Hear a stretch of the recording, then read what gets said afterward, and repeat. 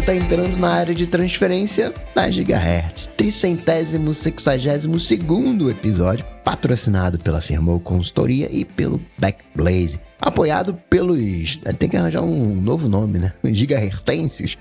Lá em gigahertz.fm/apoio. E quem apoia, né?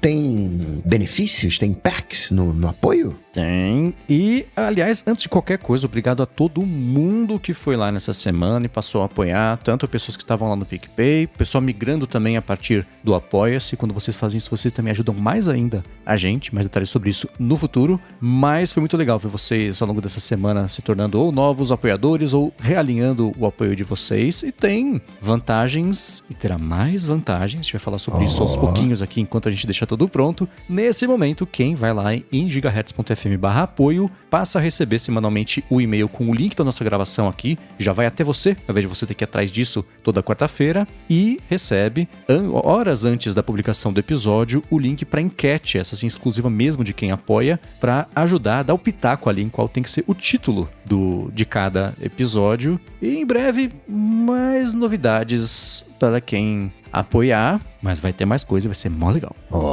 Vocês já ouviram a voz do seu Mendes, também tem a voz do seu Guilherme Rambo. Já só não tem a voz do Bruno hoje. Missão secreta e lontras pro Bruno. Tudo bom, Rambo? Tudo beleza. Como é que anda o segundo grande desafio do ADT, Rambo?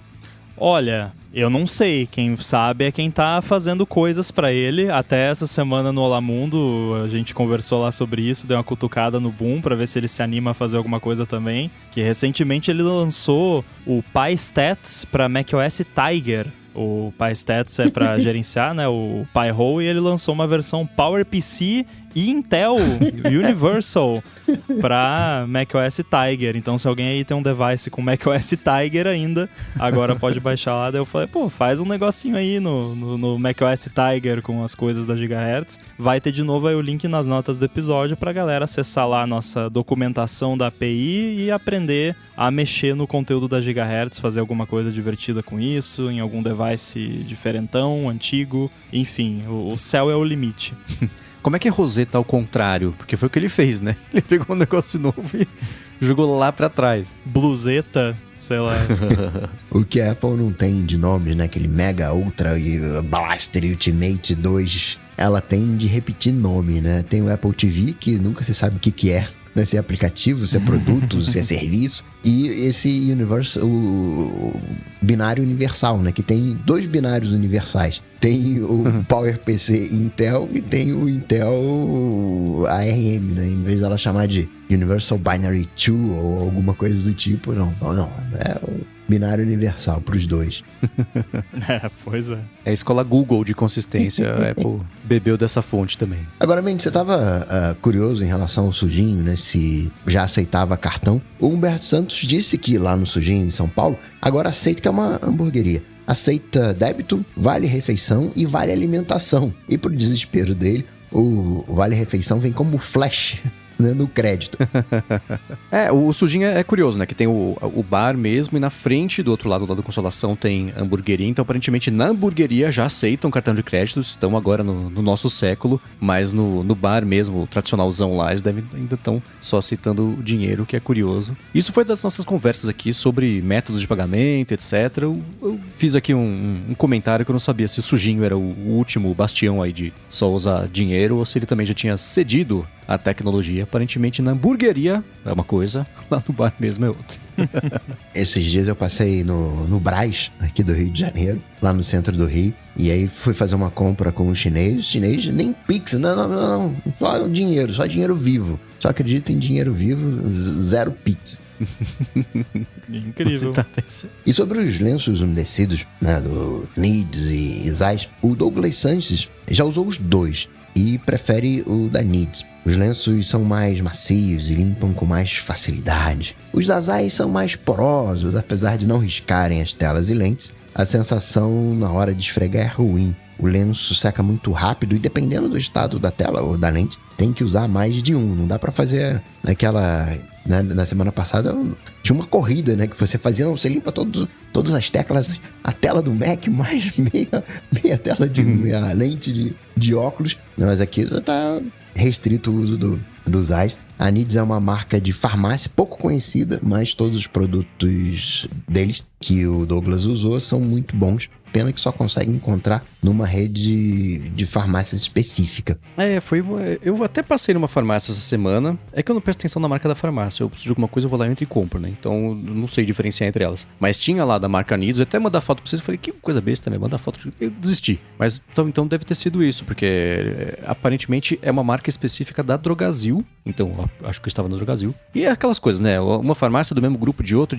Nunca dá pra saber também qualquer coisa exatamente. Mas aparentemente é isso, né? Então, essa Needs é marca da farmácia e você vai achar só nas que fizerem parte aí dessa rede. Fiquei surpreso que a sensação de limpar a lente seja melhor da Needs do que a das Eyes, que como eu comentei na semana passada, eles trabalham, eles vivem de lentes, né? Então, a experiência de limpar a lente também tinha que ser parte do pacote, né? Então, curioso também de você precisar de mais de um paninho aí pra conseguir limpar a coisa toda, que é pior ainda. Curiosamente, também fui numa farmácia essa semana e eu fiquei surpreso quando naquele balcão ali, perto de onde paga, tinha um produto que eu jamais imaginaria ver. Um fone de ouvido, sem fio, numa caixinha a la AirPods, né? Genérico. Mas eu falei, caramba, né? Isso que é diversidade. Tô precisando mesmo de um fone de ouvido aqui. Aproveitar e comprar logo. É curioso, porque fone de ouvido é uma compra mais elaborada, eu acho, né? Se fosse cabo USB, né? Caramba, eu tô aqui na pressa, cabo USB. Mas, né, vai que, né? Então, vou viajar, esqueci aqui o fone de ouvido, vou comprar um aqui na farmácia. E no novo jeito de apoiar a Gigahertz, lá em gigahertz.fm/apoio, o Felipe Ribeiro ficou curioso se a gente chegou a considerar também o Apple Podcast Subscriptions, por todo esse lado integrado da coisa, né? Tanto no aspecto de não precisar inserir dados em outro serviço, quanto na entrega das vantagens, né? Ele estaria no grupo de pessoas que provavelmente só assinaria pelo Apple Podcast Subscriptions. Né? No caso, ele, né, mesmo se o valor fosse, né, um pouquinho mais alto, para cobrir os 30% da Apple, né, ele preferiria. E queria saber se tem algum plano nesse sentido no futuro. Olha, a gente pode fazer uma reunião ao vivo aqui, porque acho que o fato de a gente nunca ter discutido isso abertamente significa que a gente não tem tanto o interesse inicial, né? O que eu vejo não que falamos faz mais... sobre futuros lançamentos, né? Tipo a Apple. Mas eu acho que é que nem o Alô ADT, né? Ao invés da gente pulverizar isso, a gente vai centralizar aqui no parquinho, com esse risco do que o Felipe falou, né? De ele só assinaria se fosse por lá. Porém, em gigahertz.fm/apoio tem, sabe o quê? Apple Pay. Então já dá também pra pular essa parte aí e agilizar, sem ter que entregar as informações, etc. Agora sim, né? A nossa assinatura é com base no Stripe, que é um serviço usado pelo mundo inteiro para isso, né? E eles têm a política de privacidade deles. Inclusive, isso é uma coisa que tá faltando lá na parte de apoio que a gente vai colocar. Eu quero ver se eles têm uma versão da política de privacidade em português. Mas, assim, a gente não coleta nada, basicamente. Quem coleta é o Stripe e eles têm a política de privacidade deles. Eles não saem mandando isso para tudo que é lado. E também, né... Claro, na hora de você fazer o pagamento lá, você tem que botar o nome que tá no cartão, senão não passa a compra. Mas quem disse que você não pode mudar o nome lá, depois botar um nome anônimo, né? Mas enfim. Mas essa questão do Apple Podcasts é mais por conta de ser muito limitado, assim.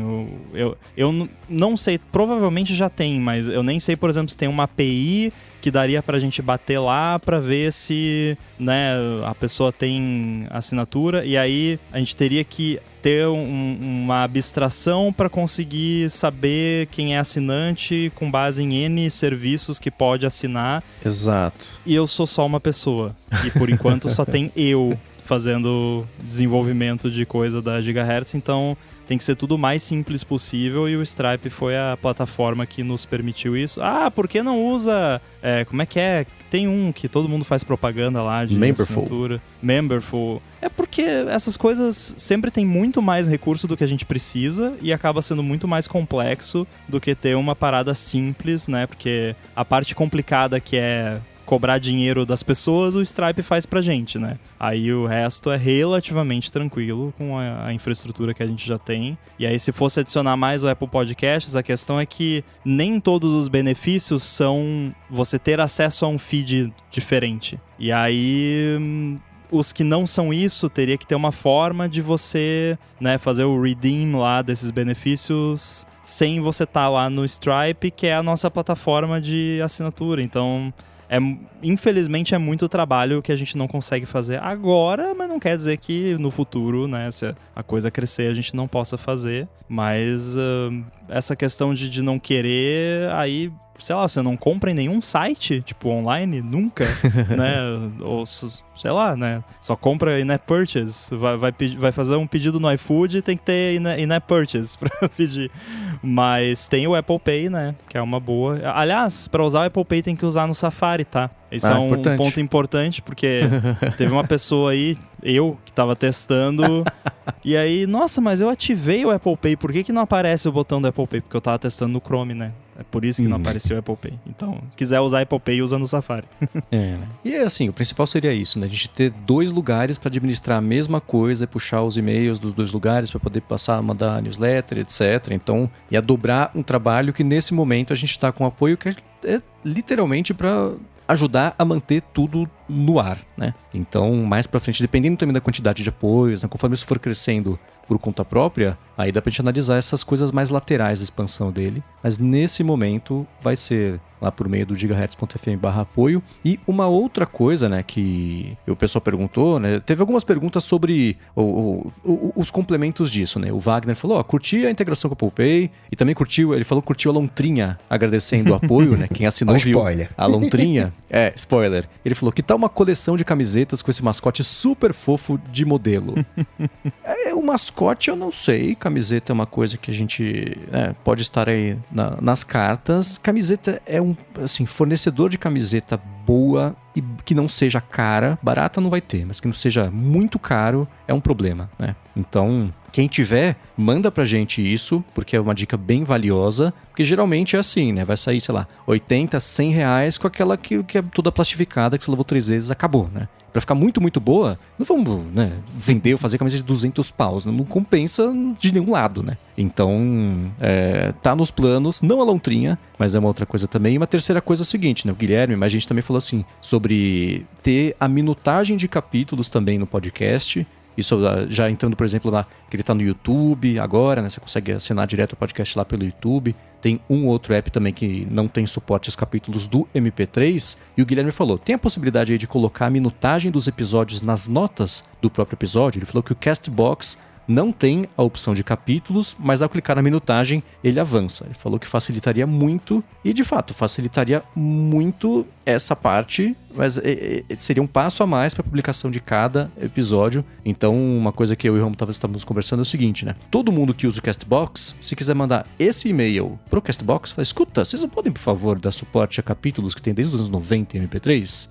Acho que com essa pressão, o mercado que está tentando se prestar a fazer ferramentas úteis de podcasts pode se tornar mais útil com ferramentas de podcasts. Então, feedback para o YouTube, feedback para o Spotify, feedback para o Castbox. Acho que isso é importante para mostrar que tem uma demanda, ao invés de cada podcast isoladamente ter que resolver o mesmo problema, né? Sim. Então...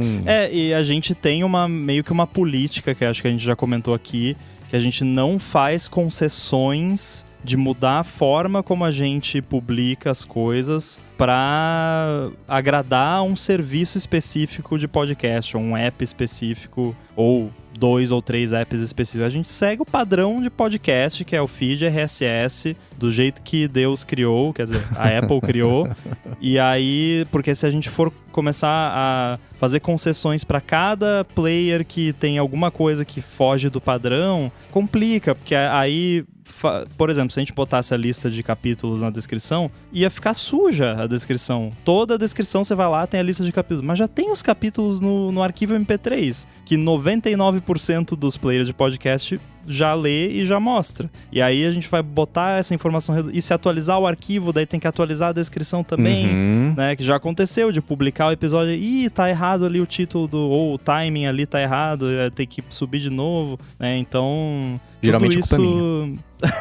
Tudo isso tornaria o processo muito mais complicado. Então, a dica é essa, assim, se o seu player de podcasts não suporta podcasts, fala com eles, né? Porque podcast já tem capítulo faz tempo, fica no arquivo de áudio, e se você usar Apple Podcasts, Spotify, até o Spotify, Overcast, qualquer player praticamente tem, né? O YouTube, a gente tem que ver se tem talvez uma API deles que dá pra mandar os capítulos. Se tiver, até de repente a gente faz, porque o YouTube realmente é um caso à parte, porque não é uma plataforma de podcasts, né? É uma plataforma de vídeo que fez uma gambiarra lá pra poder botar os podcasts, mas, né? Se tivesse uma API do Castbox também pra gente mandar os capítulos, a gente mandaria. Agora, essas coisas de ficar colocando coisa em descrição ou fazer adaptações específicas é complicado. O Apple Podcasts tem um lance assim também, com o lance das assinaturas, que se eu não me engano, o conteúdo pago, você tem que fazer upload dele no Apple Podcasts pra Apple. Sim. Não é um feed, e aí já seria mais uma coisa que a gente teria que fazer também. Então, né, por enquanto nós somos só 2 pessoas na parte administrativa e técnica da Gigahertz, então vamos tentar manter o trabalho num nível sano. Sim. Por outro lado, primeiro, obrigado a pessoas como o Renato que deram a dica, né, no caso da minutagem. Ele até falou no meu canal do YouTube, que vai estar na descrição o link aqui, quem quiser conhecer, é o Let's Go With Me. Ele falou, você coloca lá o minuto, segundo, o nome do capítulo, e ele já divide isso, entende uma coisa com a outra. E obrigado a todo mundo que manda esse tipo de feedback e quem manda sugestões também. Mesmo que nesse momento a gente diga não quer dizer que a gente não dê valor para essas sugestões, só que tem coisas que podem fazer mais sentido mais pra frente, ou podem não fazer sentido porque a gente tá querendo fazer, mas é sempre muito útil, muito valioso vocês mandarem essas coisas. Então sigam mandando, gigahertz.fm/feedback. E obrigado a todo mundo que já tirou um tempo do próprio dia para mandar uma sugestão pequena, média, grande. Isso ajuda muito de verdade. Não tô só falando boca pra fora, não. Até pra colocar no nosso radar plataformas, por exemplo, eu não conhecia o Castbox. É Castbox, né, que chama. Isso. E aí, agora eu sei que existe, né? E é importante a gente saber, né, ter conhecimento porque a gente tem uma ideia de quais plataformas o pessoal escuta e tal, mas às vezes tem umas que não são tão conhecidas e a gente não faz a mínima ideia, então, né, se você escuta de um jeito diferente, pode mandar até pro desafio do ADT, dependendo de quão diferente for, né? Mas é bom a gente saber, sim, com certeza. Exatamente. E, Mendes, sobre o seu experimento, né, de fazer o ChatGPT resolver as cruzadinhas do Time sem as dicas, que funciona bem. Eu já resolvi algumas charadas, né, de filmes, com nome de filmes, e acertou maravilhosamente bem o ChatGPT. O Anderson Silva mandou um vídeo do Code Bullet, onde é um canal, né, com foco ali em experimentos de programação e IA, mas experimentos malucos. Ele diz que vale as risadas. Cara, eu vou falar que eu gargalhei assistindo a esse vídeo. Vou, é claro, deixar o link na descrição do episódio. O experimento que eles fizeram lá no canal é um pouco diferente do meu, né? Eu subi só os quadrados sem instrução e falei, use a sua capacidade de raciocínio, sua análise combinatória de todo o vocabulário em inglês e resolve aí, né? Uma hora vai dar certo. Não deu certo. Mas nesse vídeo que o Anderson mandou pra gente do Code Bullet, ele subiu lá pro ChatGPT a imagem, né? O grid ali da cruzadinha, junto com as dicas, e a experiência que ele teve foi muito parecida com a que eu tive quando eu subi pela metade também uma cruzadinha, né? Mas eu não quero estragar. E o jeito, claro, que ele vai explorando ali as respostas e preenchendo principalmente a cruzadinha é muito engraçado. Vale a pena tirar 3 minutinhos pra ver isso aí, vai melhorar seu dia. Cansei de rir.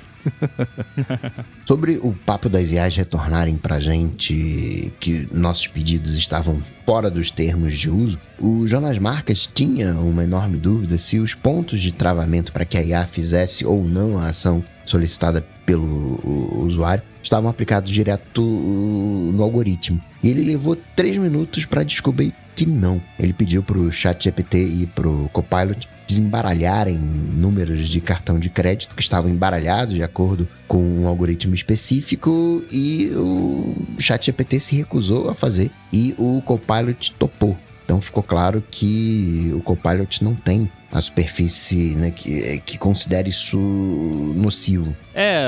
Depende do que você tá fazendo, porque tem um pouquinho de aleatoriedade também, né, sempre. Mas a OpenAI, ela tem uma API de moderation na parte de ChatGPT, que quando você programa usando a API do ChatGPT, você pode ou não usar essa parte de moderação. É uma chamada extra que você faz para a API, e aí ele tem diversas categorias que ele te retorna se tem violação de X, Y, Z, né? Aí tem de violência, várias categorias. E aí você, como desenvolvedor, vai lá e faz essa chamada e fala, não dá. Agora, no exemplo que eu tinha dado era sobre geração de imagem. Aí isso é baked in na API do DALL-E mesmo. Então, se você fizer uma chamada para a API do DALL-E pedindo para gerar uma imagem e ele identificar que aquela imagem é alguma coisa que ele não está disposto a fazer, ele bloqueia anyway. Não tem como você desativar isso.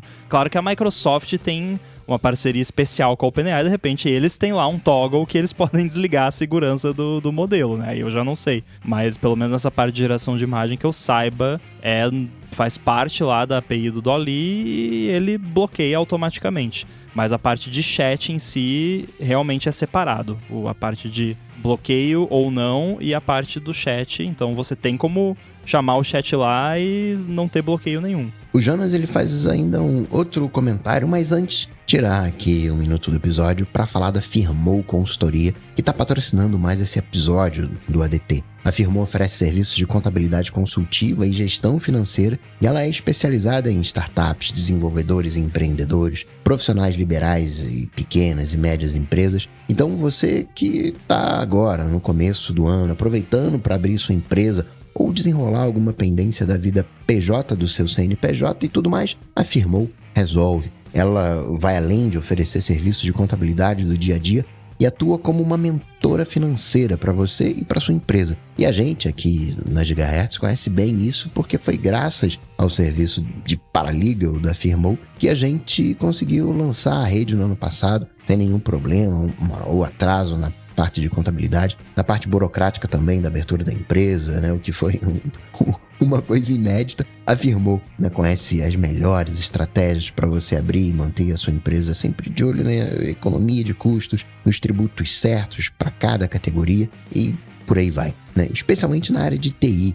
Ela sabe fazer a legalização de empresas do jeito certinho para você ganhar tempo, deixa isso 100% na mão deles e foca mesmo no dia a dia da sua empresa. Para conhecer melhor os serviços da Firmoo e se livrar do perrengue que é essa parte burocrática e financeira da legalização ou manutenção fiscal da sua empresa, faz o seguinte: procura por @Firmoo Consultoria no Facebook ou no Instagram. A Firmoo está pronta para ajudar todo mundo que escuta o área de transferência, independente da sua necessidade. E a gente tem certeza que ela vai resolver tudo para você, assim como ela faz todos os dias aqui pra gente. Mais uma vez, @Firmoo Consultoria no Facebook ou no Instagram. Muito obrigado a Firmoo pelo patrocínio de mais esse episódio do ADT e literalmente todo o apoio a Gigahertz. Muito obrigado. Valeu! Pois bem, o Jonas também comenta sobre a IA em smartphones, que acha que o caminho da Samsung é o caminho correto, é o caminho do futuro, porque ela tirou todo esse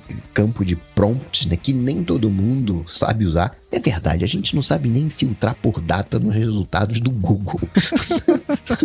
Né? A gente faz uma pesquisa, não, isso aqui é de semana passada, faz uma pesquisa, retorna um negócio de 5 anos atrás. Então, né, concordo com essa visão e ela aplica, e a Samsung ela aplica, né, mais a contextos e muito menos como IA generativa, né, mais como uma IA contextual. Inclusive, né, essa é a esperança dele para o futuro, né, uma IA proativa. É a minha também, eu concordo 100% com ele. Foi um assunto que a gente começou aqui a falar, na verdade, no último ADT. Isso já deixou aqui a maquininha rodando na minha cabeça, ajudou a fazer o texto que eu escrevi pro Mac Magazine no último fim de semana, que é justamente o que eu defendo lá é o seguinte: a gente tá tão empolgado com a Siri GPT, etc., mas você quer saber? A gente não precisa da Siri GPT, porque todo o resto das IAs que são úteis que estão aparecendo, elas são as IAs que vão funcionar no Keynote, no Pages, no e-mail. Por exemplo, eu dei vários exemplos lá. Tem o Audio Pen, que você fala, você pode mandar um áudio de até 5 minutos, você tá, organizar as ideias aqui, ela precisa escrever um e-mail que fale sobre isso e mais isso. Tem essa outra coisa também, fala desestruturado, o que ele faz? Pega essa sua voz, converte em texto, basicamente joga no ChatGPT, resume esse texto, estrutura para você e te cospe o texto para você copiar e colar no e-mail e pronto, tá resolvido, né? Então essas coisinhas que a gente tá vendo, o que ele fala de IA contextual, certamente vão ser infinitamente mais úteis do que interagir com a Siri GPT para, quem sabe, você pedir um alarme e ela acertar o horário.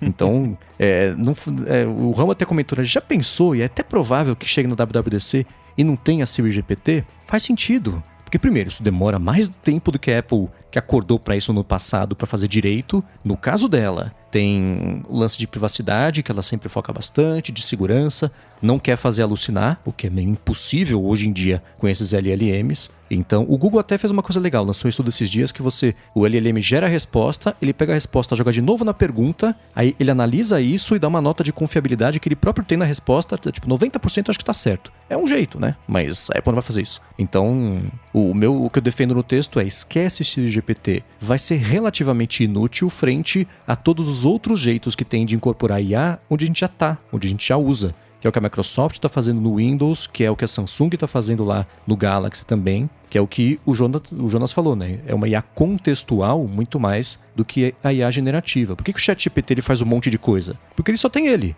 Se existisse um ChatGPT Excel, um ChatGPT, sabe, de outros tipos de aplicativo desmembrado, ia estar lá desmembrado. E a IA que funciona para o Keynote, ela não precisa ser a mesma IA que vai funcionar para o Numbers, né? Você tem jeitos diferentes de empacotar isso aí e otimizar essa IA para cada uma das ferramentas que ela for fazer, né? Tem as multimodais que poderiam fazer tudo, mas esse contexto faz muito mais sentido para mim do que a gente depositar as esperanças de que a Siri vai virar um ChatGPT. Não vai. Mesmo porque muito do que é útil no ChatGPT dá para desmembrar justamente em outros apps. Então concordo 100% aí com o Jonas.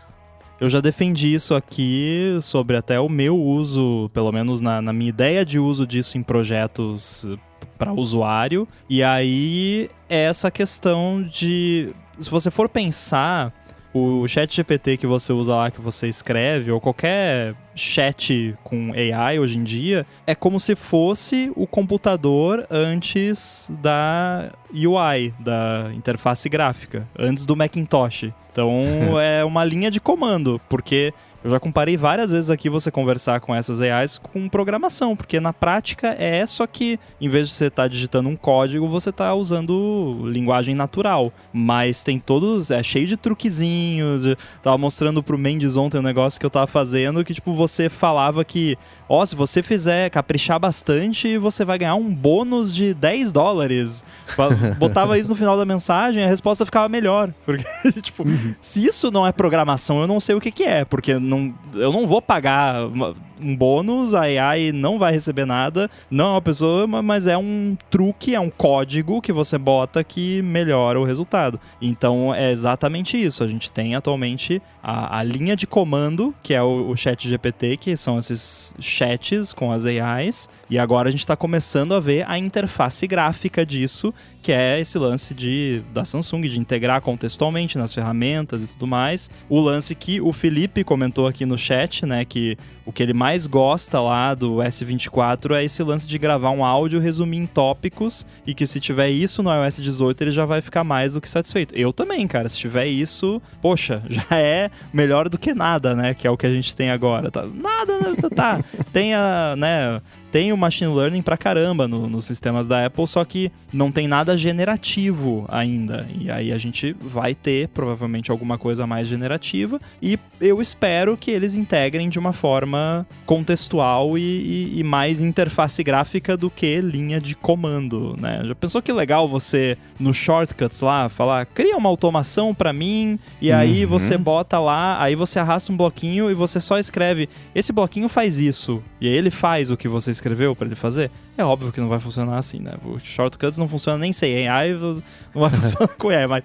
Então, né? Mas, enfim, essas coisinhas contextuais, assim, de você editar imagem, de você resumir texto, de você melhorar um texto, né? Em vez de você revisar manualmente pra ver se tem erros e tal, você pede ali pro sistema fazer isso pra você, clica um botão, ele já mostra o diff lá, né? O que ele mexeu e você só aprova ou não. Isso aí vai ser mó legal. concordo com essa visão do prompt ser a linha de comando, né? Até pelo próprio nome prompt, mas tem uma sutileza aí nessa história de prompt, que o algoritmo do Facebook, né? Ele tem lá 5 mil pontos de informação sobre você, 15 mil pontos de informação sobre você para bolar o algoritmo. Essas máquinas de IA são zilhões de parâmetros, são literalmente milhões de parâmetros para você ajustar. Trilhões. Né? Se você vai ajustar tudo isso, não tem interface que dê jeito. E é muito inteligente por parte da IA usar texto natural para você configurar esses parâmetros. Essa coisinha que é boba, não, você vai ganhar o 10 reais aí se fizer uma boa resposta. Se você simplesmente, ela te dá a resposta e você capricha mais, ela vai dar uma resposta mais caprichada. Isso é uma configuração, né, entre aspas, o tanto de capricho. Coca, mas então pede logo 100% de capricho. Mas não é isso, né? Porque às vezes você quer um texto mais... não é rústico a palavra, mas você vai ajustando, né? Você construir um prompt, né, que fale como você, se você conseguir fazer isso, tá feito, né? Ela vai, né, se comunicar como você, né? Isso poupa um trabalho danado. E o Felipe Spotts, né, contente com o resumo, tem uma função, né, secreta no macOS, que até selecionei um texto aqui, não tá habilitado para mim. Mas o macOS, desde 1900 e Guaraná com rolha, quando você seleciona um texto, ele tem uma função de resumir. E, curiosamente, resume muito bem. Eu lembro que o do Word, se selecionava um texto, faz resume. Ele falava, tá bom, ele pegava uma frase, se tinha uma lista com 6 itens, ele pegava, tipo, o quarto e pronto, resumi. Pô, obrigado. Mas esses resumos, eu não sei. Eu já peguei livros que eu li e eu precisava lembrar de algumas coisas e eu não li o livro, eu peguei o resumo do livro. E é de uma pobreza quando você compara, né? Você lembra de pedaços do livro, mas eu não sei, assim, eu acho que dá pra você sempre fazer de uma maneira mais resumida, mas chega um ponto que você começa a perder informação, né? Fica um resumo lossy, fica um resumo com perdas. Tem que fazer um resumo lossless. Que aí tá justamente o poder desses LLMs, né? E aí, esse negócio da gorjeta, esse era um jeito, é que a OpenAI vai mexendo, né? Não sei há quanto tempo isso talvez tenha parado de funcionar, mas tinha um que era assim. Faz pra mim isso aqui, mas presta atenção. A vida de uma pessoa inocente depende de você acertar a resposta. Nossa! Ele respondia mais precisamente e mais certo do que se você não fizesse essa chantagem absurda. Então funcionava também. E tinha coisa assim, se você fizer uma pergunta e deixar um espaço depois, ele vai para um outro lado assim da resposta. Essas bobeirinhas, que não são exatamente bobeirinhas, né? Esse tipo de coisa devia ser, não sei se relevado, mas resolvido. É tudo eles aprendendo. A gente aprende a usar, eles aprendem a fazer. Tá todo mundo meio descobrindo junto como é que é, né? Mas essas diquinhas que o pessoal tá descobrindo de como é que faz pro modelo funcionar melhor, elas chegam a ser engraçadas. Tipo essa da gorjeta e da vida do povo inocente. E Mendes, pra sua alegria, o Mate está dizendo que aparentemente o LLM, Large Language Model do Meta /Facebook, usou livros pirateados no treino. E eu vou fazer um adendo a isso. Não só a Meta, mas, digamos assim, grandes bases de conteúdo pirateado foram mais underground ainda, exatamente porque a galera tava buscando conteúdo de lá para treinar, né? Estavam sendo dedurados pelas IAs. E a galera se chafurdou ainda mais. Quer dizer, não sei, né? O pessoal fala, não conheço muito, né? Tô falando de orelhada aí, não sei. No caso desse da Meta, não é nem aparentemente. A Meta falou, usamos mesmo. Que o que acontece? Existe um pacote de treinamento chamado The Pile. São 22 pacotes menores que somam 800 GB de conteúdos, de textos, de livros, que era para ser usado para treinar modelos grandes e tudo no open source e beleza. Um desses pacotes chama Books 3, ou Book 3, não sei. São tipo 60 GB, uma coisa assim, de livros de autores que não deram permissão para esse trabalho ser usado para esse tipo de treinamento. E isso tudo foi usado por anos nesse esquema do open source, etc, né? Tudo ali, treinar modelo, mas que não funcionava muito bem, então tudo bem, né? Agora que funciona melhor, né? E tá começando a aparecer a OpenAI também, acho que usou parte desse modelo. Tem alguns autores, aquela comediante Sarah Silverman, mais alguns, que até abriram um processo específico contra a Microsoft e contra a OpenAI também, por conta desse uso indevido indevido, nesse processo, nesse bololô, o Facebook também teve que dar... Não sei se depoimento exatamente, mas falou, a gente usou mesmo, mas no nosso entender, isso tudo cai aqui no fair use, que eles chamam lá, e tudo bem. A gente não tá infringindo direito nenhum de ninguém, apesar do livro estar lá, dele ter sido usado no treinamento sem autorização dos autores, o Facebook fala, não, isso aqui é fair use, não sei o que vocês estão reclamando. Então ele não vai querer pagar, mas nem aparentemente, ele admitiu que ele usou mesmo esse pacote aí. E, eu não sei, todo mundo... a gente conversou, por exemplo, recentemente lá no Hipsters com a Bruna Campos, que escuta aqui o ADT também, um abraço pra ela, que ela é bacharel em Direito, lida com direitos autorais, e até conversando com ela, a gente falando sobre esse lance do direito de uso, etc. Tudo bem que a legislação brasileira é diferente da americana, tem mais esse nível de abstração, né? De expectativa e realidade. Mas ainda assim, o problema, eu não consegui, e com outras pessoas de direito com quem eu conversei, não consegui uma resposta direta sobre assim, é certo eu pegar um material de graça para treinar a minha ferramenta comercial e vender isso como um produto? Veja bem, é que, putz, é difícil um tribunal você provar que aquele trabalho específico foi usado no treinamento e que a resposta que ele está dando é com base no material usando. Então, é muito difícil. A gente sempre falou, né? Essas tecnologias operam nas áreas cinzas entre o que se não está proibido, está permitido, então vamos por aí até proibirem. Depois que proibir, puxa, veja bem, né? Não faremos mais. Mas aí o modelo está pronto, né? Então, o Facebook, é tudo isso para dizer que sim, né? O Facebook, ele mesmo confirmou que usou esse lance dos livros pirateados e nesse momento todo mundo que está sendo pressionado com isso, eu tô falando, putz, fair use. A gente tá usando o que tava disponível pra gente e, sei lá, pega eu. E uma outra coisa, nesse caso dos livros não, mas o Times, por exemplo, tá processando a Microsoft e a OpenAI por uso indevido das matérias, etc. Era até engraçado, se você fosse no site do Times, copiasse o título da matéria e quem assim, copia, né, arrasta, sei lá, 3 linhas entre o título e o primeiro parágrafo, assim, né? Então tinha lá o título, o dia que foi postado, quem escreveu, etc. Se você copiasse isso, colasse no ChatGPT e falasse assim, completa pra mim, ele cuspia a matéria exatamente do Times. Aí não tinha, e tá no processo que o Times abriu contra a OpenAI, assim, né? Não tem como dizer que não. Tá lá, o negócio tá mostrando pra você que aquele texto faz parte do treinamento exatamente como era do Times. E uma questão, essa também foi levantada pelo Sérgio Lopes lá no Hipsters, foi o seguinte. Tá, mas o que acontece especialmente com o Times, né?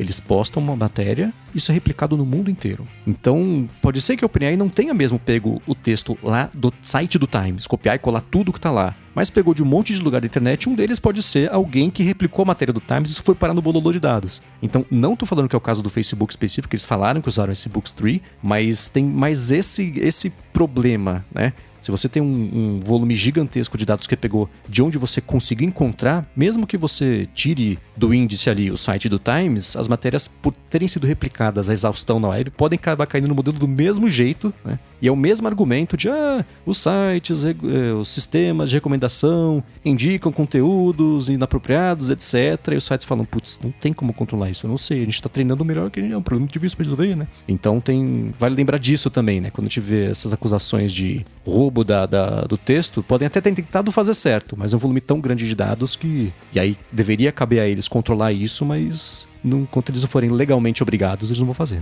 Né? Porque isso não é uma desculpa. Se você pega, né, uma foto, eu peguei essa foto aqui do site X. Não interessa se você pegou do site X. Meu site X está errado e você também está errado. Não, você tem que garantir que aquela foto, e aí você se vira para procurar no mundo inteiro, né, a origem daquela foto para saber se você pode usar ou não. A responsabilidade é sua de garantir que você tem direito de uso. É por isso simplesmente pegar, não adianta você delegar isso para terceiros, né? Isso é uma outra coisa chata, correta.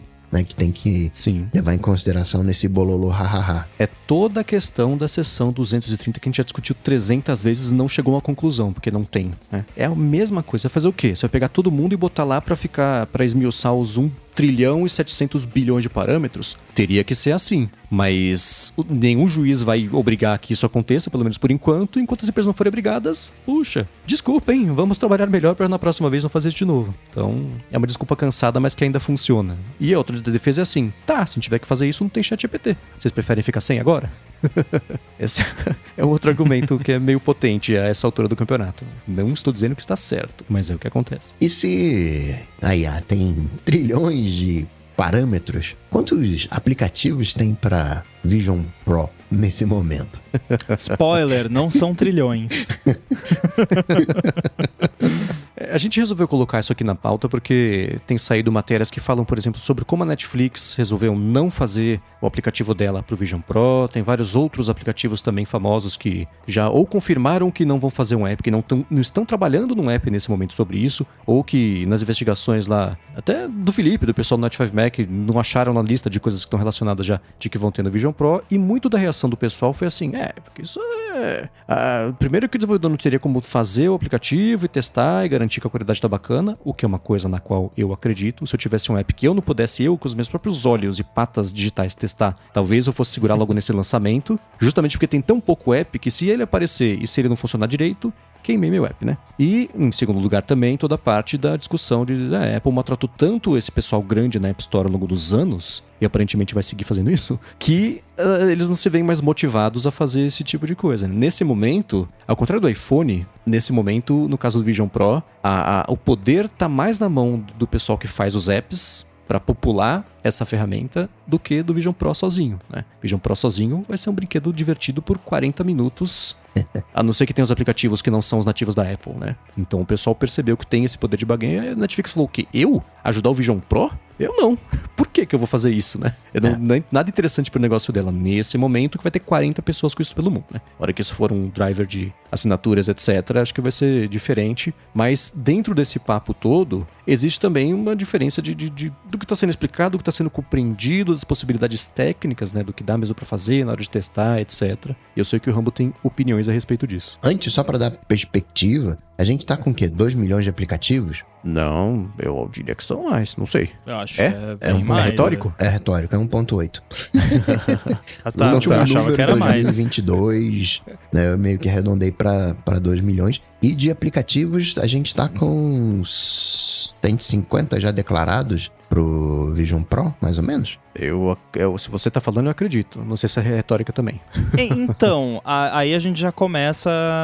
Primeiro, uma coisa que é importante deixar bem claro. Tudo que a gente tem até o momento sobre aplicativos que vão ou não estar no Vision Pro são baseados ou em relatos das empresas, né? Tipo, o Spotify falou que, pelo menos por enquanto, não pretende fazer o app para o Vision Pro, Netflix não pretende fazer o app para o Vision Pro. Isso é uma coisa, tem algumas empresas, principalmente empresas maiores, que já deram declarações a respeito. O resto tem uma API da App Store que o pessoal descobriu que dá para chamar lá, e aí você bota lá o ID do app e ele diz se tem a versão compatível do iPad para rodar no Vision Pro, ou se tem uma versão nativa para Vision Pro, ou se não tem, se não vai ter pro Vision Pro. Isso é uma ideia do que tá lá, do que vai estar, do que não vai estar. A gente não pode afirmar que, tipo, se o app tá aparecendo agora lá como indisponível ou disponível, né, até o dia 2 de fevereiro, que é quando a galera começa a receber o Vision Pro,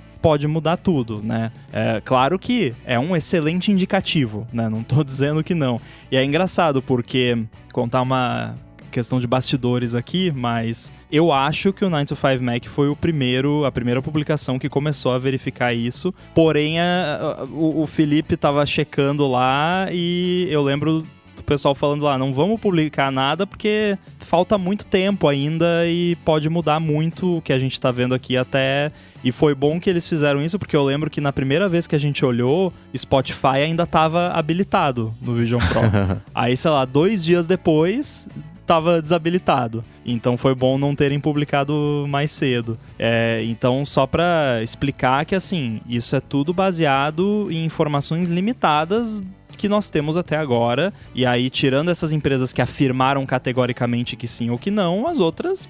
não dá pra saber, né? Principalmente a galera que vai botar app nativo provavelmente desligou o suporte do app de iPad, porque se vai botar um app nativo, não precisa deixar ligado o app de iPad, né? Aí vamos falar de como funciona apps pro Vision Pro. Se você tem um app para iPad e esse app não usa nenhum recurso que não está disponível no Vision Pro, tipo celular, né, telefonia celular, que eu imagino que seja o exemplo, por exemplo, do WhatsApp. Por que o WhatsApp não vai rodar no Vision Pro? Porque, né, o Vision Pro não tem chip 4G ou 5G. Agora, se o seu app de iPad não usa nada que não tem no Vision Pro, por padrão, ele vai estar disponível na App Store do Vision Pro, o usuário vai lá, baixa, roda no Vision Pro, vai abrir uma janelinha como se fosse de iPad e usa, beleza. Aí tem a opção de você vai lá no Xcode, liga um checkbox lá, corrige os 50 milhões de erros de compilação, corrige os 50 milhões de bugs, e aí você manda uma versão oficial para Vision Pro do seu app, que daí vai ter a janelinha translúcida, pode ter coisa 3D e tudo mais. Então esse é o suporte full, né, de verdade ao Vision Pro. E aí os apps de iPad, quem não desligou vai, é opt-out. Então, por exemplo, Chibi Studio. Chibi Studio eu não desliguei porque eu rodei no simulador do Vision Pro, ele não deu nenhum crash, nada, funciona normal, então beleza, deixa lá. Aí, uma questão que eu fico pensando para apps, principalmente para apps menores, assim, tipo Chibi Studio, né, apps indie e tal, eu não sei se não ter o Developer Kit é tão importante assim, a não ser que o seu app use algum recurso que só tem no device, mas mesmo assim eu não sei, porque a Apple disponibilizou um serviço gratuito de você é developer, tem um app seu que tem compatibilidade com o Vision Pro, um app de iPad que vai rodar no Vision Pro, você vai lá e pede para a Apple testar o seu app para você num Vision Pro e mandar um relatório, tá aqui o que funciona, tá aqui o que não funciona, esses são os bugs, tá aqui um screenshot, um vídeo, crash log, tudo, faz aí os ajustes que você quer fazer, manda pra gente de novo que a gente vê se resolveu, ou manda só falando, tá beleza, teu app funciona legal, a versão de iPad roda no Vision Pro, não encontramos nenhum problema grave, tá sussa, né? Aí tem a questão assim, mas eu vou botar o meu app lá de iPad, deixar ativado, mas e aí as pessoas vão ficar mandando e-mail pro suporte? Que suporte? Que pessoas, né? E, tipo, pensando no Chibi Studio, né? Não tô falando empresas maiores, tipo Spotify, Netflix, qualquer empresa com mais de 1 milhão de usuários, esquece, não dá pra você liberar um app numa plataforma nova que você não testou pra mais, né, potencialmente todos os usuários de Vision Pro iriam instalar o Spotify e ou o Netflix. Aí já é muita gente, né? Sei lá, 100 mil pessoas, um pouco mais. E aí já não dá. Agora, quantas pessoas vão instalar o Chibi Studio no Vision Pro, a versão de iPad? 3? Se chegar a 10, eu vou ficar surpreso. Depois, daqui um mês mais ou menos, eu conto pra vocês. Eu olho o Analytics lá e conto. Mas, então eu acho que pra quem tem um app menor e tal, dá pra arriscar você deixar a versão de iPad liberada, fazendo esse esquema de pedir pra Apple testar pra você, testando no simulador, se possível, e beleza. Mas empresas maiores não tem jeito. Tem esse lance que eu falei do suporte, que é complicado, é arriscado, pode dar problema de, né, o pessoal ficar falando mal, que o app não funciona e tal. Vai falar mal que não tem um app também, mas o pior é melhor não ter o app do que ter o app todo quebrado. E daí tem a outra questão que eu acho que é o cerne aqui, que é o que tá chamando mais atenção, que a galera não tá afim de ajudar a Apple a lançar mais uma plataforma onde ela vai ter controle total de tudo e cobrar 30% de comissão. Porque que incentivo o Netflix tem de lançar um app para Vision Pro e botar lá e falar, nossa, olha que legal, Netflix está no Vision Pro. Não tem incentivo, porque eles não vão ganhar mais assinante com o usuário de Vision Pro, porque, né, quantos usuários no máximo vai ter agora? Chutando alto, 200 mil usuários de Vision Pro, se muito, né? Claro, agora no primeiro batch, né, daqui a pouco aumenta, mas beleza. Não vão ganhar assinatura com isso. E a galera que compra o Vision Pro e já é assinante do Netflix, se 0,5% desassinar o Netflix por não ter no Vision Pro, é muito. 0,1% talvez faça isso, o que pro Netflix é nada. Agora, por outro lado, e aí é que a gente entra numa situação que eu acho que tá bem diferente de como foi em outras situações com relação à Apple e novas plataformas. A Apple precisa muito mais dessa galera do que essa galera precisa da Apple agora, porque eu acho que é muito mais prejudicial pro Vision Pro não ter Netflix, Spotify e sabe-se lá mais o que, né? Aí não ter, acessa no Safari. Não ter. Tá, dá pra acessar, dá pra dar play no vídeo, mas não é a mesma coisa. Então eu acho mais prejudicial para a história da plataforma, para Apple vender a plataforma Vision Pro, não ter Spotify, Netflix, e sabe-se lá mais quais outros apps high profile não vão estar lá. Facebook, será que o Facebook vai estar? Instagram com certeza não, isso a gente já sabe que não, né? Agora, para quem é assinante dessas coisas, não vai deixar de assinar por não ter no Vision Pro. Agora eu consigo ver isso sendo algo que torna o Vision Pro menos atraente para uma certa classe de usuários que vai ver ali, tem isso aqui, mas o que eu vou fazer? Assistir TV Plus. Tá, mas eu não assisto TV Plus, eu quero assistir Stranger Things, Round 6, sei lá, né? Acho que tem algumas coisas aí. Primeiro, entre aspas, todo aplicativo de iPad vai entrar pro Vision. Então, já tem ali alguma base. Por que eu tô dizendo isso? Eu não vejo o Facebook, vou fazer aqui um aplicativo pro Vision Pro. Quem é que vai querer consumir Facebook no Vision Pro? Deixa eu reclinar Olha, aqui. Você se surpreenderia. Ads na sua cara. Eu penso em proporção... não é proporção a palavra. Né? Eu tento estimar números de usuários do Vision Pro. Né? Assim, quantas pessoas a gente chega num avião, né? Um avião tem um uso. Caramba, né? Vou colocar ele, vou cancelar o mundo visual e sonoramente. Vou assistir aqui o meu seriado Netflix. Primeiro que tende a não ter conexão, você vai ter que ter um armazenamento, e até tem um armazenamento, no Vision Pro 256, 512, 1 tera, nem sei qual versão eu compraria, né, o que eu faria com 1 tera de armazenamento no Vision Pro, mas quantas pessoas a gente vê de fato com fone de ouvido num avião? Essas pessoas seriam, né, usuários naturais do Vision Pro, e é uma minoria, você vai andando, você não vê a galera com fone de ouvido. Vai colocar o fone de ouvido pra assistir lá o filminho do sistema de multimídia do avião e tal. Mas não Nenhum deve ser de farmácia também, né? Exato. Então, pra Netflix, o que eu vou ganhar com isso? Concordo, ela não tem muito a ganhar. E ela nem sabe ainda como definir a experiência, né? Ali de vídeo já vai estar tudo azeitado.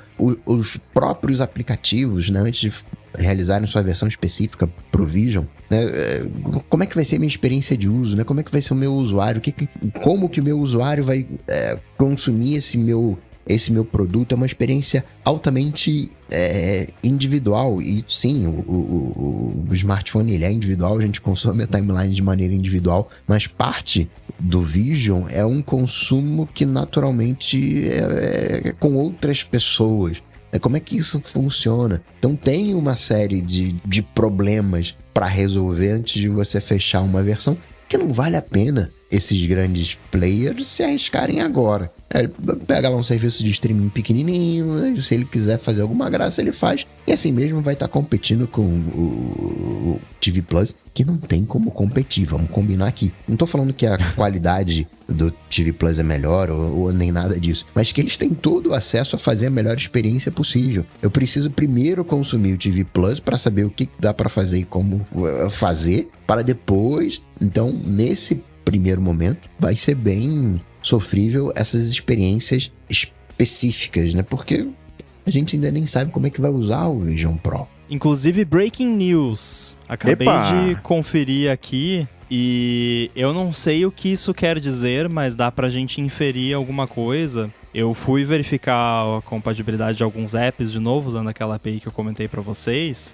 E aí, quando você chama essa API da App Store, você bota lá qual é a plataforma, e aí a plataforma chama Reality Device. No momento que você chama essa API agora com Reality Device, ela retorna com Bad Request. Não funciona mais. Travou. Eles bloquearam, eles não gostaram da notícia, né? Acho que dá pra inferir. Se você bota iPhone, funciona. Bota Reality Device, Bad Request. Bloquearam provavelmente até sair o device de fato. Então isso aí tem um sinalzinho aí de que a Apple não tá feliz com essa situação, né? Tá tentando varrer pra debaixo do tapete. Agora, só complementando uma questão que o Coca falou, né? Do Facebook não lançaria um app do Facebook pra Vision OS, só que você tem que ativamente ir lá e desmarcar para o seu app de iPad não rodar no visionOS. E eles fizeram isso. Então, mesmo os que não fariam um app nativo estão desligando o app de iPad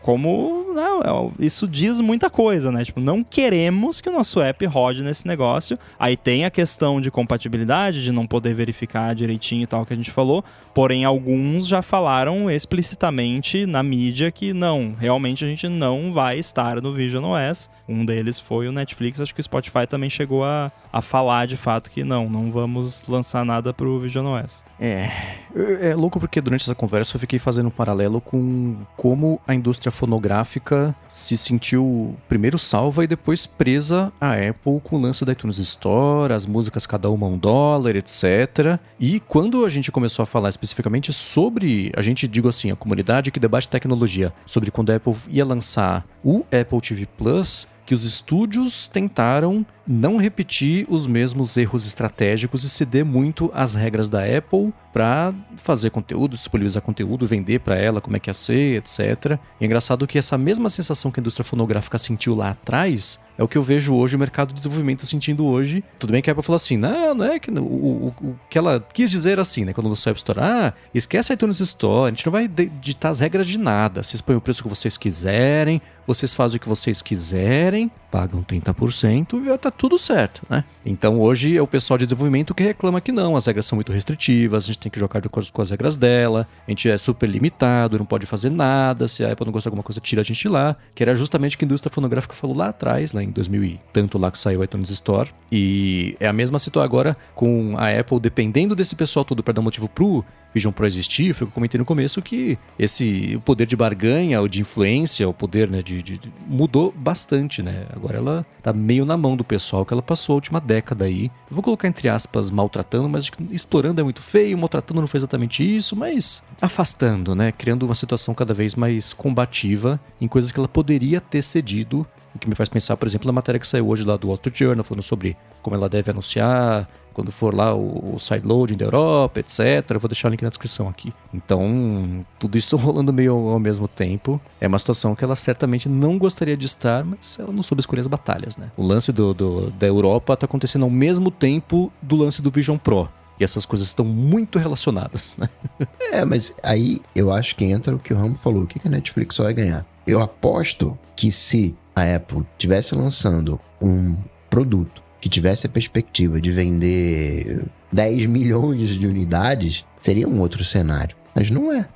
Eu olhando para o pessoal que já testou e que pôde falar sobre o Vision Pro, né, e vai vir muito review, muito vídeo, muitas impressões aí nessas próximas... Bom, nossa semana que vem, provavelmente já com o lançamento e no pós-lançamento, mas esse entretenimento vai ser uma das coisas mais fortes e legais, né? Todo mundo que testou lá na primeira leva falou, cara, ver o Avatar em 3D foi uma revelação, vai ser muito legal poder ver esse bando de filme desse jeito, né? A Netflix, claro, nesse momento especialmente não vai ter nada, não teria mesmo nada preparado para rodar desse jeito imersivo que vai estar disponível só em alguns filmes, é super limitado, mas vai crescer esse catálogo no Vision Pro. E qual que é o outro jeito de você tirar um proveito maior do Vision Pro? Essa imersão, tipo a Disney lá que vai fazer, você pode ver o filme de Star Wars estando em Hoth, né? Que é, ou sei lá, como é que chama o planeta que o Luke Skywalker nasceu? Tatooine. Então vai ter... Essa imersão é mó legal, mas sabe o que é mais legal do que isso? Ter essa sensação compartilhada. Então você vai ter que ter o quê? 2 Vision Pro em casa, ou 3, ou pra família inteira, um pra cada um, pra todo mundo se sentir no mesmo lugar, ao mesmo tempo, vendo esse conteúdo, porque senão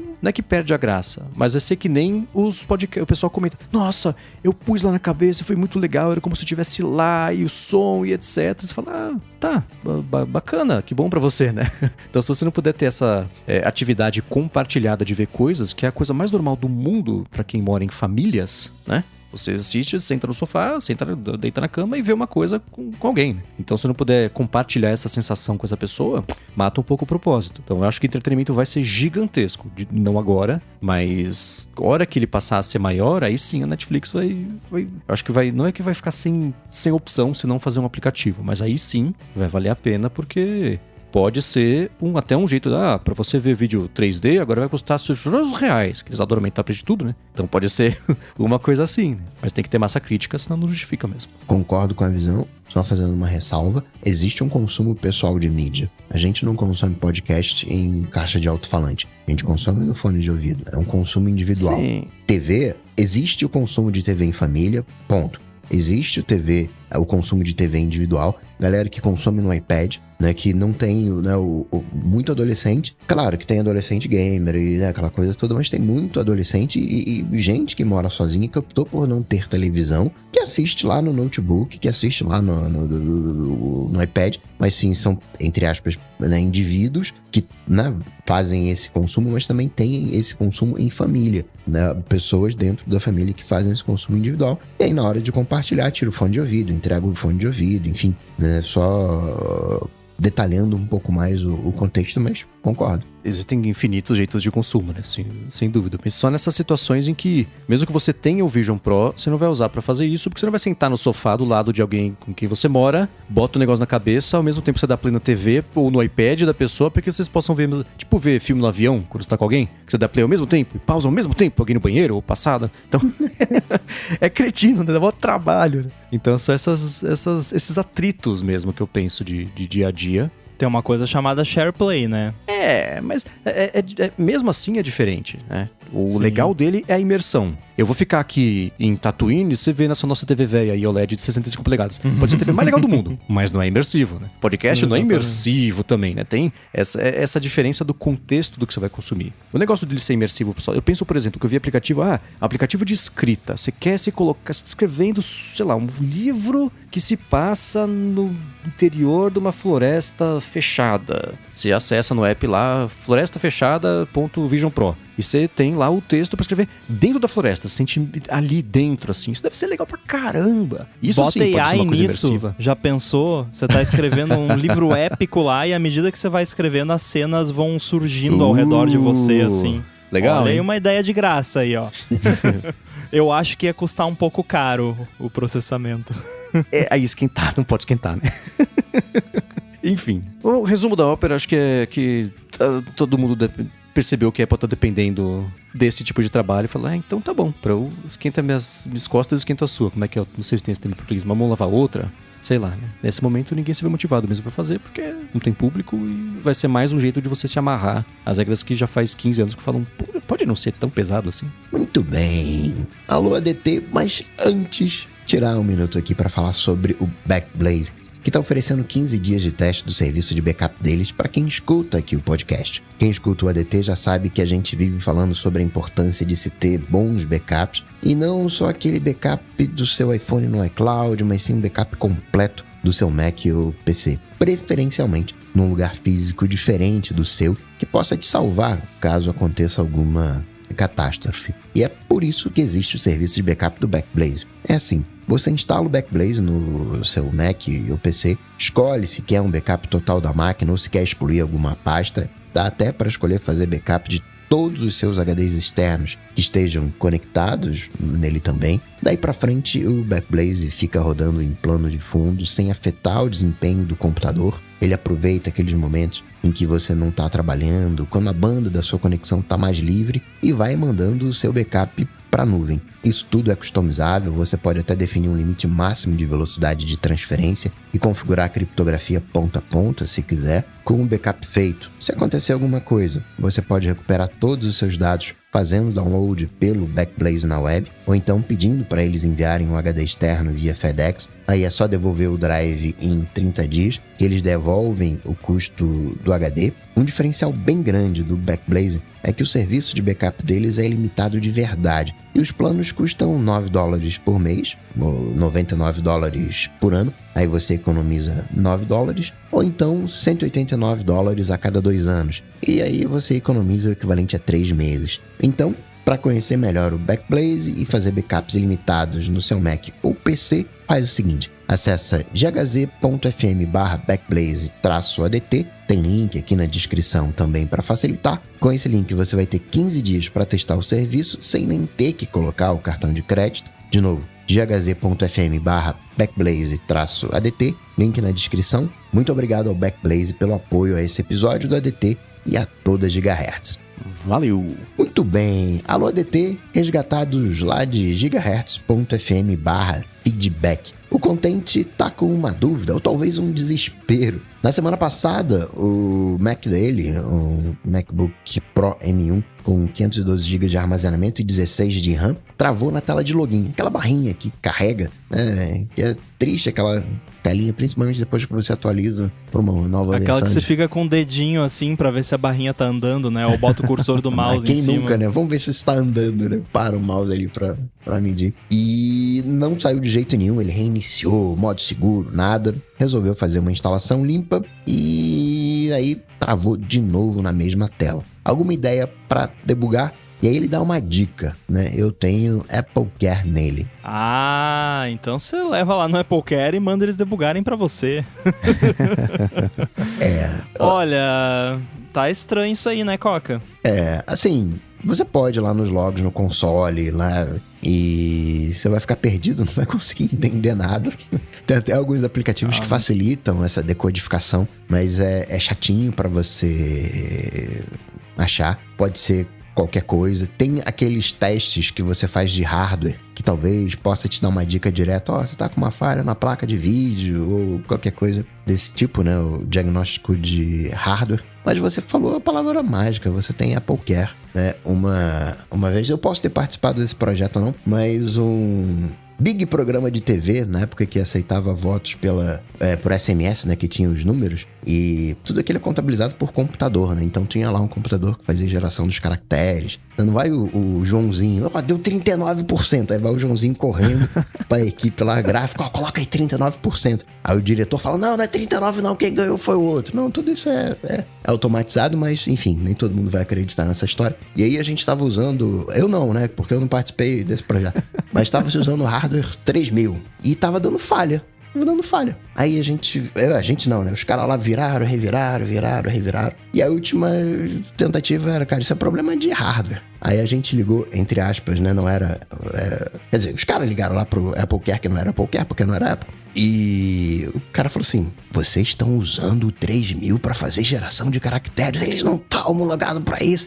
E essa empresa fornecia o hardware. A gente está mandando aí o hardware 2950 que ele já... Aí a gente colocou os caras colocaram no 2950, nunca mais deu problema. Que história. Tinha que ter convidado o Coca para aquele podcast secreto não secreto sobre histórias da firma. Verdade. Quer dizer, o Coca não, os caras. Os caras. Agora, sim, AppleCare, né, pode ser uma boa, mas... A minha cabeça de quem recebe bug report já começou a quebrar esse bug report e tentar entender exatamente o que o Contente quis dizer. Porque essa barrinha que carrega no login, ela não aparece sempre. Ela aparece quando você reiniciou o Mac, quando você instalou um update de segurança, ou um update qualquer. Aí eu fico me perguntando, por que ele chega a ver essa barrinha? Porque do jeito que o Contente fala, ele falou na semana passada, travou na tela de login. Imagino que ele tinha ou instalado um update, ou então reiniciado o Mac, ou desligado e ligado. E aí, hoje, às 18h51, que foi bem específico, apareceu de novo. Por que às 18h51 apareceu de novo? Você reiniciou o Mac? Por que você reiniciou o Mac? Você instalou um update? Qual update? O Mac tava lá naquela tela de... Você precisa digitar a senha para habilitar o Touch ID? Se sim, e se você não reiniciou o Mac, então provavelmente ele teve um kernel panic. E já é mais um indicativo de problema de hardware, se for esse o caso. Então, se o Contente quiser mandar um feedback de novo detalhando isso, mais para nossa curiosidade, porque a solução é levar no AppleCare. Mas eu fiquei curioso para saber por que ele tá vendo essa barrinha. Porque essa barrinha, tipo, eu chego aqui no meu Mac, eu boto o dedão ali no Touch ID, ele desbloqueia, não tem barrinha nenhuma. Mesmo que eu digite a senha, não tem barra de progresso. Só tem quando reinicia. E se teve e ele não reiniciou explicitamente o Mac, é porque o Mac reiniciou sozinho, né? Você reiniciou o seu Mac por causa de um problema, né? Não é mais assim, mas enfim. Então, fiquei curioso para saber isso. E aí, se instalação limpa não resolveu, aí realmente...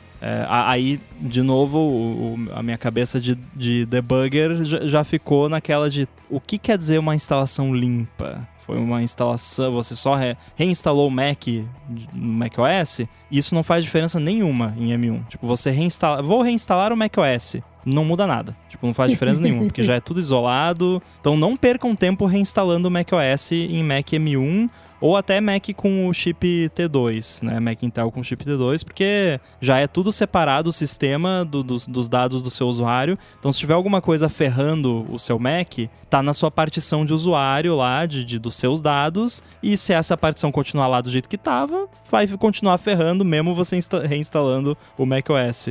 Você reinstalar o macOS hoje em dia no M1 é tipo aquela ceninha lá do vovô Simpson entrando, botando chapéu, tirando chapéu, saindo, voltando. É a mesma coisa, tipo, você apaga o que tá lá e reescreve a mesma coisa de novo. Então não muda nada. Então não vale a pena. E aí mesmo que realmente...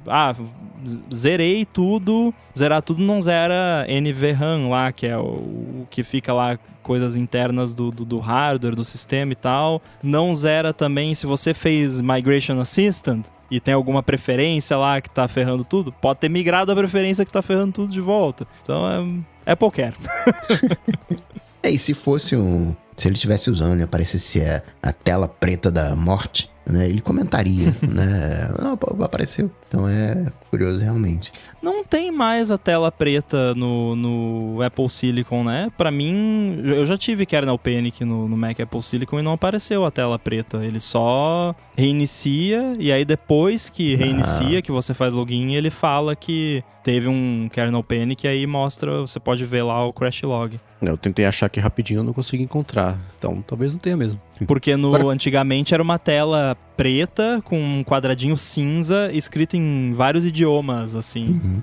Era com o botãozinho de desligar, de power, Exatamente, Agora, Contente, se você já resolveu esse problema ou quando você resolver esse problema, conta pra gente como é que foi. Que no mínimo você vai ajudar mais alguém que possa passar por isso e no máximo você mata a nossa curiosidade pra saber que diabos era, já que a gente não conseguiu exatamente resolver. E o Arthur Neto Mendes, ele tá fazendo treinos de corrida e utiliza o aplicativo de atividade do Apple Watch. Porém, né, ele queria compartilhar com o treinador essa semana e ele colocou ao mesmo tempo, né, um app para rodar no iPhone. E aí deu diferença. Um registrou 15 km,32 e o outro registrou 16 km,75. É uma diferença de quase 10%. Em qual confiar? Eu tendo a confiar mais no Apple Watch, que ele é mais feito pra isso. E uma coisa que ele falou assim, Strava. Strava, eu confio zero no Strava. As corridas sempre dão diferença entre o que o Apple Watch registrou e o que o Strava mostra no aplicativo que foi de registro da corrida. Tudo bem que eu tenho desligado para ele não colocar no mapa exatamente qual foi o ponto de partida e o ponto de chegada, porque geralmente é minha casa e se esse dado virar público, eu não quero, né? Então dá para você tirar esses pedaços, ele deveria contabilizar mesmo assim a corrida, mas o Strava nunca mostrou pra mim o quanto eu corri, que eu sei que eu corri, porque eu conheço as distâncias. Ele sempre dá uns problemas. Por outro lado, o Apple Watch também não é tão milimetricamente preciso assim. Quando eu vou correr com meu irmão, a gente faz corridas aqui em São José, em São Paulo também. Até hoje a gente correu, sei lá, umas 5, 6 vezes juntos, talvez 4 ou 5, não sei. Nunca deu a mesma distância. Os dois usando Apple Watch. O dele é mais novo do que o meu velho de guerra aqui, o 4, que eu tentei trocar na Apple e não consegui. Mas tá pronto já a unidade nova. Então, dá diferença. Não sei. É o GPS, tá nublado, ele contabiliza a sua passada junto com a frequência da corrida para você estimar o quanto você correu. É um bololô de dados ali que ele faz isso. Mas entre o relógio e o iPhone, ele falou Strava, eu nunca corri com um iPhone, né, para saber exatamente essa diferença, mas eu acho que o problema é o Strava. Não confie no Strava, porque por mais que ele seja um aplicativo de atividades, etc, eles têm vários probleminhas assim que meio que deixam a desejar na experiência, especialmente essa de falar quanto você correu. Então, eu confiaria no Apple Watch. Eu acho que pela própria natureza de como o Apple Watch faz esse tracking, a tendência é ele ser bem mais preciso, independente de qual app você está usando no iPhone. Acho que o Watch ou qualquer dispositivo que vai no seu braço tende a ser mais preciso. Eu já peguei diferenças assim também, não confio em nenhum. Vai ver que é por isso que a galera usa um dispositivo independente. E talvez exatamente por isso que eles usem, né? Porque é um dispositivo independente, não tem com quem comparar. Eles acreditam, isso aqui funciona. Mas é isso. Até a pista que você tá correndo diferencia. Tem vários 1 quilômetros. Tem uns quilômetros maiores, uns mais curtinhos. Isso varia. Não tem jeito.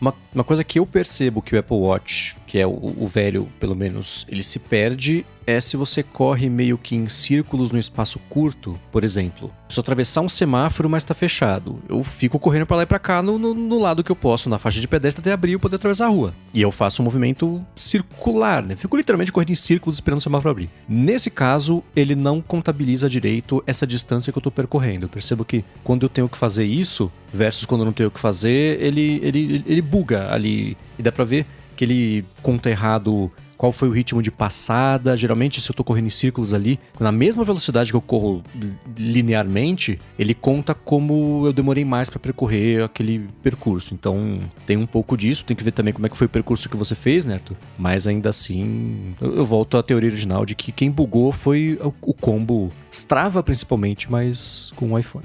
O MKBHD fez um curta no YouTube recentemente, que curiosamente eu nem veria normalmente esse vídeo, mas eu peguei pra testar o negócio do Eleven Labs lá, aquele vídeo que eu mandei pra você. Foi justamente comparando diferentes smartwatches e o quanto que eles consideram ali um trajeto em termos de distância e tal. Então a gente pode deixar um link aí, só de curiosidade, para o pessoal ver que sempre vai ter uma diferença, né? É impossível ser tudo perfeitamente preciso. É isso aí. E por fim, o Ricardo Cardoso quer saber, no trackpad, que dedo que a gente usa para mover o cursor? O dedo indicador ou o dedo médio? Eu desconfio que essa seja uma daquelas coisas que vai surpreender todo mundo quando a gente falar mais a fundo sobre isso, porque eu penso o indicador ou o errado. Mas quando eu pensei isso a última vez, aparentemente o errado estava eu, com o negócio do bolso, etc. Então eu não sei. Eu uso o indicador e quando eu preciso arrastar alguma coisa, aí sim vai o indicador e o médio. Óbvio, né? Vai ser o indicador e o mindinho. Mas como é que é pra vocês? Não, agora eu preciso saber o que. Por que quando você vai arrastar uma coisa... Eu falei que não vai ser o indicador e o mindinho. Vai ser óbvio o indicador e o médio. Isso eu entendi, mas por que quando você vai arrastar uma coisa, você precisa de 2 dedos? Se eu for dar um scroll no Pages, no nosso documento gigante aqui, por exemplo, uma coisa é o trackpad. Não. É porque arrastar eu achei que era o drag, não o scroll. Não. Tá, entendi. Não, aí sim. Mas sim, o indicador, né? Inclusive, eu não consegui responder essa pergunta mentalmente quando eu li pela primeira vez. Eu tive que mexer no trackpad pra ver, é o indicador. Porque eu nunca tinha parado pra pensar em qual dedo que eu uso, aí eu fui ver e realmente é o indicador. Então, eu parei pra pensar e eu vi imagens na minha mente de eu mexendo com o médio. Eu vi imagens onde eu faço zoom com o indicador e o médio, não faço pinça sempre com o polegar e o médio. Que? E eu arrasto, né?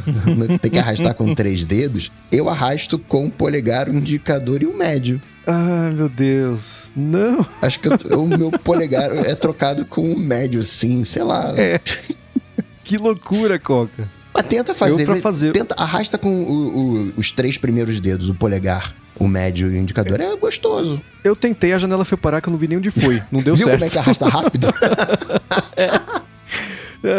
O que eu faço, por exemplo, se eu vou fazer um movimento de pinça, aí no trackpad eu uso o dedo médio e o indicador. Isso Quer dizer, aí. O dedo médio e o dedo... Não.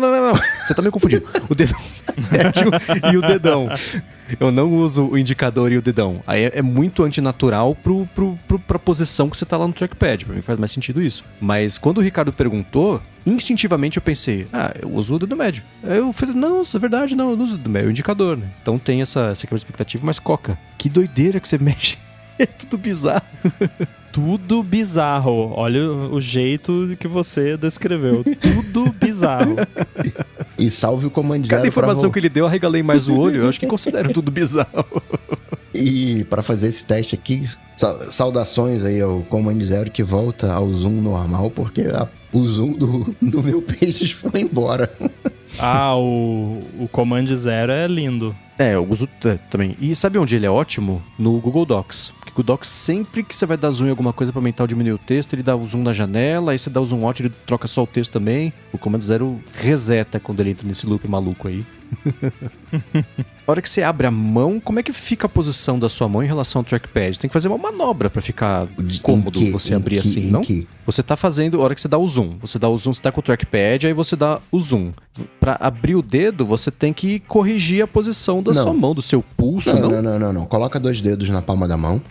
Tá. E agora você vai pegar o médio e empurrar. Empurra o médio. Fixa o indicador e empurra o médio. Não, fixa o indicador. Tá, entendi. Empurra o médio. Entendi. Tá, agora fez mais sentido. Eu tô tentando e não tô conseguindo, mas agora fez mais sentido.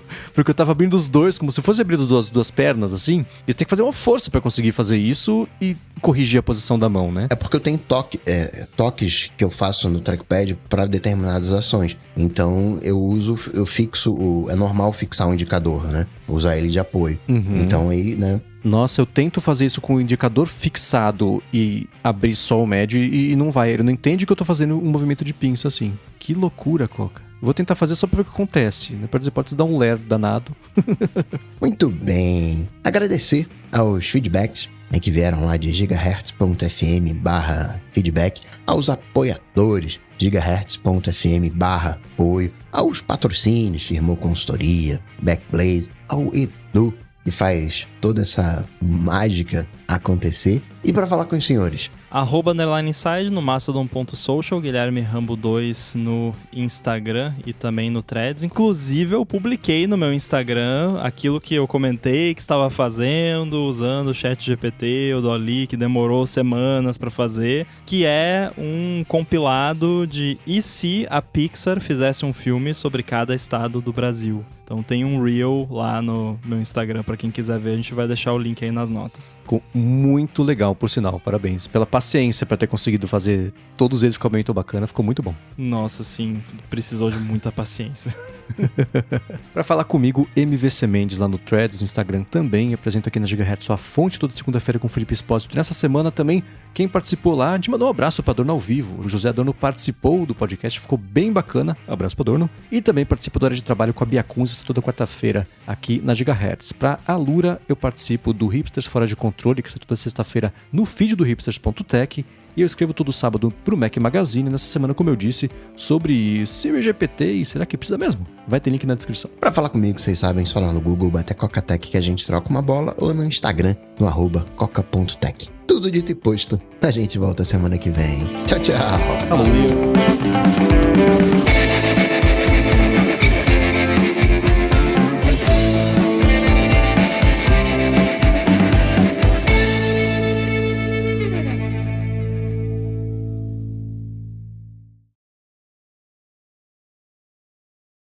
Quanto tempo você levou pra fazer cada um dos desenhos lá do... Não demorou tanto cada um, assim. É mais porque eu não conseguia fazer muitos no mesmo chat, porque começava a dar pau. Eu não conseguia fazer muitos, tipo, um atrás do outro, porque dava pau. Então, tipo, acho que eu conseguia fazer uns 4 estados por sessão de chat. Tá. E aí depois eu tinha que esperar horas até poder fazer de novo. E aí, claro, aí tinha uns que ficavam ruins, daí fazia de novo. Aí, às vezes, ele inventava um prompt que violava os termos de uso. E aí tinha que tentar mudar um pouquinho como escrevia ali pra ver se passava, né? Eu não sei até hoje o que ele escreveu sobre o Amazonas, que deve ter confundido com as Amazonas, né? Alguma coisa assim, e feito uma coisa meio NSFW, né? Não sei. Nossa, mas ficou muito legal. A parte dos textos é engraçado. O Piauí que virou Piau, eu dei risada com Piau. Pernambuco também. Essas tropeçadinhas assim. E eu deixei de propósito, eu não fiquei tentando, tipo, acertar o texto. O único que eu me esforcei, e você viu, foi o quadro de abertura, né?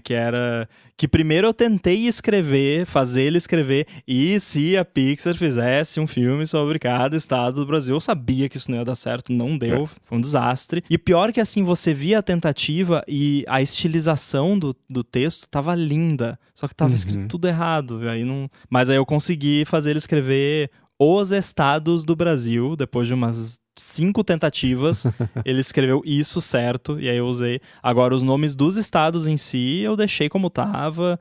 Todos os quirks, as coisinhas engraçadas que ele fez, eu deixei. Tem uns bichos meio estranhos. Tem um cavalo com perna de gente do Rio Grande do Sul lá. Tem umas coisas estranhas. Deve dar maior dó isso, né? Quando o desenho fica super legal, mas tem um detalhe que fala, putz, por causa disso não dá pra publicar. E aí não dá pra refazer só isso, né? Deve doer o coração de desenhos por isso bons, que assim.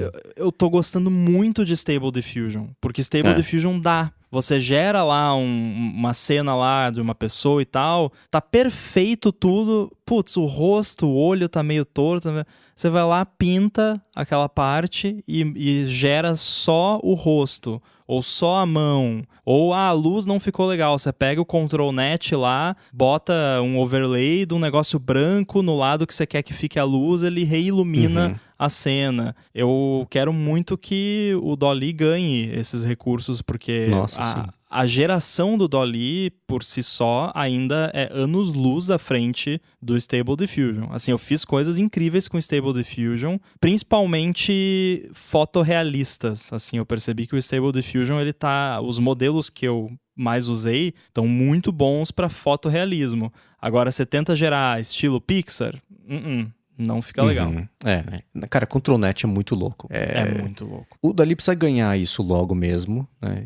E nem que seja exatamente o Control Net, ele te dá... Bom, o nome Control já indica, Controle. né? Você consegue... exato, né? Foi com ele que eu fiz, por exemplo, eu publiquei faz um tempo no Threads um QR Code que era um estúdio de gravação, só que era um QR Code de verdade que apontava pro site do Gigahertz. Quando você vê aqueles que tem, tipo, um festival de música, as pessoas formam a palavra love do jeito que um braço... É tudo pro Control Net, né? É muito legal. É impressionante como ele segue exatamente, assim, no pixel o que você pediu para ele fazer, mas ainda assim com essa pincelada da IA generativa. Isso é muito louco, mas o principal que o Dali tem que ganhar é isso. Ele entender que, assim, faz tudo igual, só troca isso. Porque não dá, né? Se você pode pedir isso, ele vai gerar um desenho completamente novo. E às vezes a parte mais legal, que estava certa, ele não aparece de novo, mas o que estava errado agora ficou certo, mas o resultado final é pior, né? Dá uma dor no coração. Agora, exatamente isso que eles vão ter que... Porque a interface de você usar o Dolly, por exemplo, dentro do ChatGPT é muito simples. E isso é legal, porque... eu tô usando aquele Automatic 1111 lá, que é a UI Web, e aí, nossa, é uma cabine de avião, assim, né? Tem 500 milhões de sliders e coisa, e aí às vezes você esquece um parâmetrozinho ali e já ferra tudo. E aí o que o Dolly vai ter que fazer, e a integração com o ChatGPT e tal, vai ser entender que, tipo, você falou, eu adorei isso que você fez, só que em vez do personagem estar feliz, faz ele com uma cara triste, que com Control Net você faz. Ele vai ter que entender, eu vou colocar um Control Net aqui, entre aspas, né, porque eu não sei como é que funciona o Dolly, aí vou montar aqui e tal, né, é complicado, mas dá pra fazer, eles conseguem fazer, né, mas Sim. Vai demorar um pouquinho aí, e tem a questão da demora também, porque o Dolly 3, ele é bem demoradinho pra gerar, assim, comparado com o que eu tô tendo com o Stable Diffusion. Assim, isso é uma coisa também, Mac Apple Silicon é incrível, mas essas paradas nada é otimizado pro Apple Silicon. Não. Aí a Apple vai lá, contribui e tal, mas é meio que Sweet Solution, é meio que App Web no iPhone 1, porque é a versão baby do negócio. Então tem aquele tipo Mochi Diffusion pro macOS, que roda a versão Core ML dos modelos e tal. Primeiro, rodar na Neural Engine é mais lento do que rodar na CPU e na GPU, ao menos no M1 Max e no M2 Max. Então, pra que tem a Neural Engine? Não serve pra nada, então, né? Sei lá. Tudo bem, não deve ser otimizado o modelo e tudo mais. É engraçado que daí no app ele recomenda você deixar o modo lá em automático, que aí ele diz que ele vai selecionar o melhor pro modelo, mas ele sempre seleciona a Neural Engine e GPU, que é mais lento. Então eu sempre vou lá e boto GPU e CPU, que aí vai mais rápido. Mas ainda assim é muito lento. Aí eu tô rodando na plataforma cloud lá do Google com GPU NVIDIA T4 lá. Nossa, ele gera tipo 20 imagens em 10 segundos com a qualidade excelente. Não, aí é se outro planeta. Isso sim. Eu vi que quando você instala o Stable Diffusion, você tem um documento que você edita, texto plano ali, que você vai instruindo pra ele, usa GPU, usa CPU, usa memória, usa o que você vai customizando o que ele pode ter acesso de hardware no Mac pra agilizar. Mas mesmo assim não agiliza tanto, né? Então, no final, não funciona assim, não faz tanta direito. diferença. Aí dependendo do modelo que você vai usar, ele dá pau, porque o Metal Performance Shaders não suporta o Float 32, tem que ser o Float 34. O Eduardo falou aqui, tem um app chamado Diffusion B no Mac, funciona. Vou dar uma olhadinha. Inclusive, nesse momento eu estou inicializando aqui uma VM lá no Google Cloud, que eu vou fazer uns testes amanhã, porque eu tava sem GPUs na minha conta lá, eu tive que pedir pra eles, aí eu pedi 2 GPUs, eles me deram só uma. Toma aqui, não chora. Naquele Colab? Não, nada a ver. Não, eu tava rodando no Colab, agora eu tô rodando no Google Cloud mesmo, que é... daí você tem uma máquina dedicada e tal. Eles me deram $400 de crédito pra usar. Vou usar isso aí. Esgotou em 15 minutos. Não, pior que não. Essa máquina que eu tô usando agora, que tem GPU, tudo, dá pra rodar por mais de um mês com $400. Caramba, hein? Vou aproveitar. Nossa, sim, é. É esperto, né? Porque aí você cria... Em um mês você cria toda a estrutura em cima deles e não consegue mais ir embora. Faz todo o teste. Exato. E aí já deixa tudo bonitinho lá e aí... então agora deixa cobrar, né? É.